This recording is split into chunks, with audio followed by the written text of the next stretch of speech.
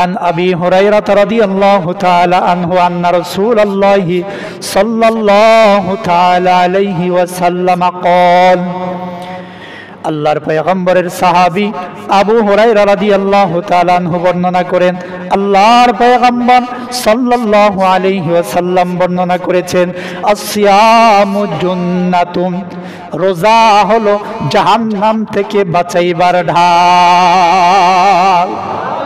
এত আস্তে বললেন সুবহানাল্লাহ। যেই বান্দা রোজা রাখবে ওই বান্দার জন্য এই রোজা জাহান্নাম থেকে বাঁচাইবার ঢাল হয়ে যাবে। সুবহানাল্লাহ।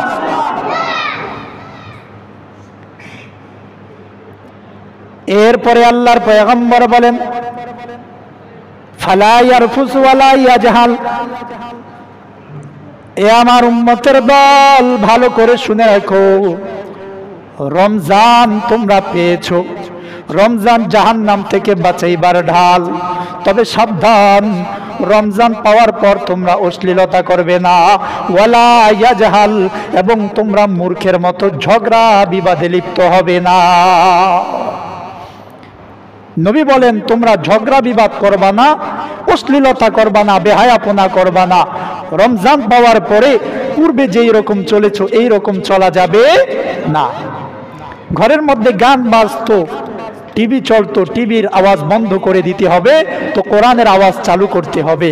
আগে যেই রকম দোকান হোস্টেলগুলোতে গান চলতো, টিভি চ্যানেলে বিভিন্ন ধরনের নাটক সিনেমা চলতো, রমজান আসা উপলক্ষে সব নাটক সিনেমা বন্ধ করে আল্লাহর কোরআনের আওয়াজ চালু করতে হবে। ঠিক কি না?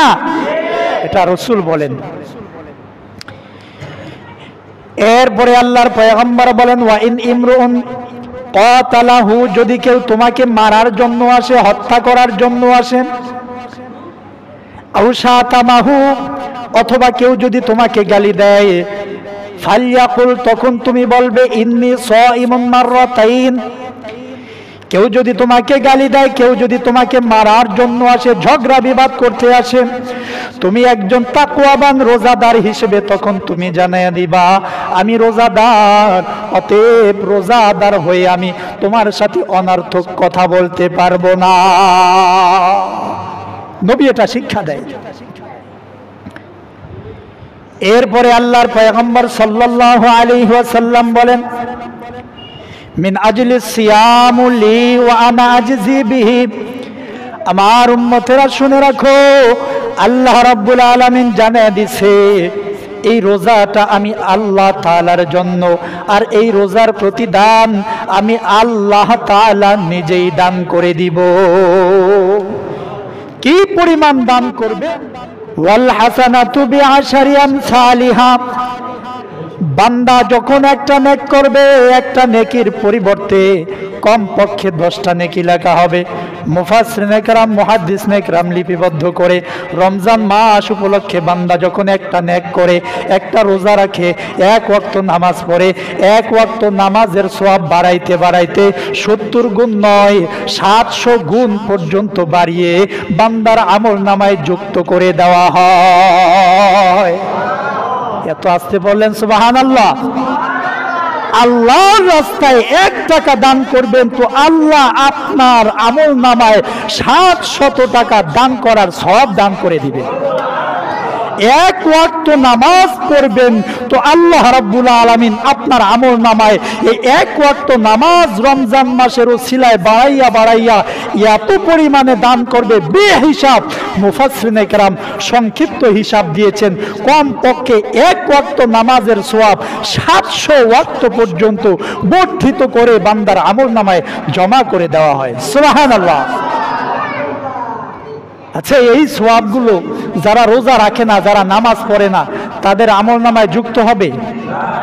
কি বলেন, যুক্ত হবে?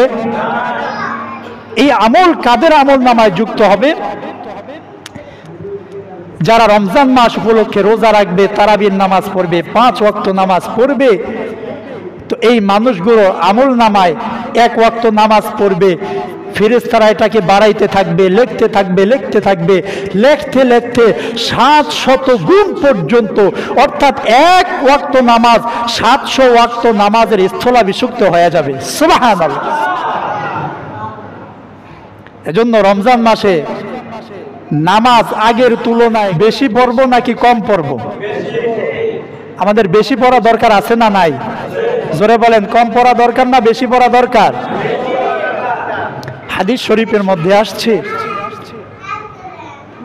বান্দা রমজান মাসে যখন একটা নফল ইবাদত করে, বান্দা রমজান মাসে যখন একটা নফল ইবাদত করে, এই বান্দার একটা নফল একটা ফরজের সমপরিমাণ সওয়াব আল্লাহ তাআলা আমলনামায় দান করে দেয়। সুবহানাল্লাহ। কিন্তু অন্যান্য মাসের মধ্যে হাজার রাকাত নফল নামাজ মিলাইলেও পৃথিবীর শুরু থেকে শেষ পর্যন্ত যত নফল ইবাদত আছে সব কিছু এক পাল্লায় রেখে আরেক পাল্লায় যদি ওয়াক্তিয়া এক ওয়াক্ত ফরজ নামাজ রাখা হয় তো ফরজ নামাজের যেই পাল্লা আছে ফরজ নামাজের পাল্লা ভারী হয়ে যাবে। সুবহানাল্লাহ।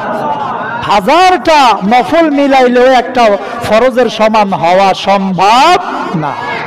সেখানে রমজান মাসে একটা নফল নামাজ পড়লে, এক ওয়াক্ত নফল নামাজ পড়লে, এক রাকাত নফল নামাজ পড়লে, 1 টাকা আল্লাহর রাস্তায় দান করলে, একজন মানুষকে সালাম দিলে আল্লাহ রাব্বুল আলামিন এটাকে বাড়াইতে বাড়াইতে ফরজের সমতুল্য সওয়াব আমলনামায় দান করে দেয়। সুবহানাল্লাহ। এজন্য অন্ততপক্ষে রমজান মাসে ইবাদত বেশি করা দরকার না কম করা দরকার? জোরে বলেন, বেশি করা দরকার না কম করা দরকার? রমজান মাস আইলে ইমাম সাহেবের নিয়ে টানাটানি, দাওয়াত খাওয়ানোর জন্য ব্যস্ততা, ইফতার খাওয়ানোর জন্য ব্যস্ততা। আমি এগুলারে খারাপ বলতেছি না, ভালো। তবে এই ইবাদত এটাকে সীমাবদ্ধ না রাখা আপনি যদি নিজেই হুজুরের মতো চরিত্রবান, হুজুরের মতো নামাজি হয়ে যাইতেন তাহলে হুজুরকে আর বাড়িতে দাওয়াত দেওয়া লাগতো না। কি বলেন আপনারা, ঠিক কি না? রমজান মাস আসলে ঘরে বরকত দরকার, হুজুরের দরকার, হাফেজদেরকে দরকার, মাদ্রাসার তালিবুল ইলমদেরকে দরকার হবে। কেন? আপনার ঘরে আপনি তালিবুল ইলম তৈরি করেন, আপনার ঘরে কোরআনের আওয়াজ চালু করেন, তো এই ঘরের মধ্যে রহমত বরকত নাজিল করবেন কে?